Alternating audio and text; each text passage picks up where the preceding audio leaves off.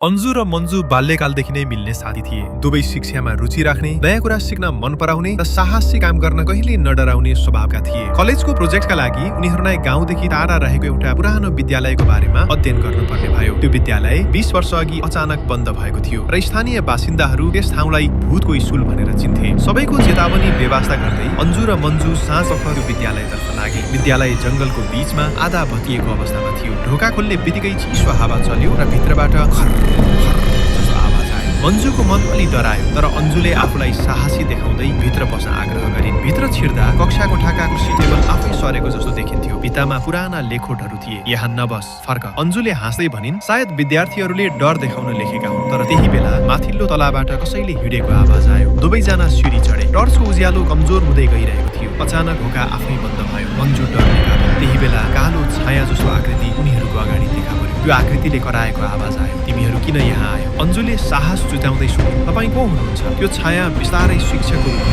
थाले। उसले भन्यो, म यस विद्यालयको शिक्षक हुँ। अन्यायका कारण म मरे र मेरो आत्मा यही कैद छ। शिक्षकले बताए अनुसार विद्यालयमा भ्रष्टाचार र हिंसाका कारण निर्दोष शिक्षक र विद्यार्थीहरू मारिएका थिए। कसैले सत्य बाहिर ल्याएन, त्यसैले आत्माहरू शान्त हुन सकेका थिएनन्। मन्जुले आँसु झार्दै भनिन्, हामी तपाईँको कथा सबैलाई सुनाउनेछौँ। त्यसपछि एकासी उज्यालो चम्कियो। ढोका आफै खुल्यो र छाया हरायो। दुवैजना डर र भावनाले भरिँदै बाहिर निस्किए। भोलिपल्ट उनीहरूले आफ्नो अध्ययन प्रोजेक्ट मार्फत त्यो विद्यालयको सत्य कथा सार्वजनिक गरे। केही समयपछि विद्यालय क्षेत्र शान्त भयो र अचम्मको कुरा, त्यो ठाउँबाट डरलाग्दो आवाज आउन बन्द भयो। त्यस दिनदेखि अन्जु र मन्जुले बुझे, सिकाइ केवल किताबमा मात्र हुँदैन, कहिलेकाहीँ सत्यको सामना गर्नु नै सबैभन्दा ठूलो शिक्षा हुन्छ।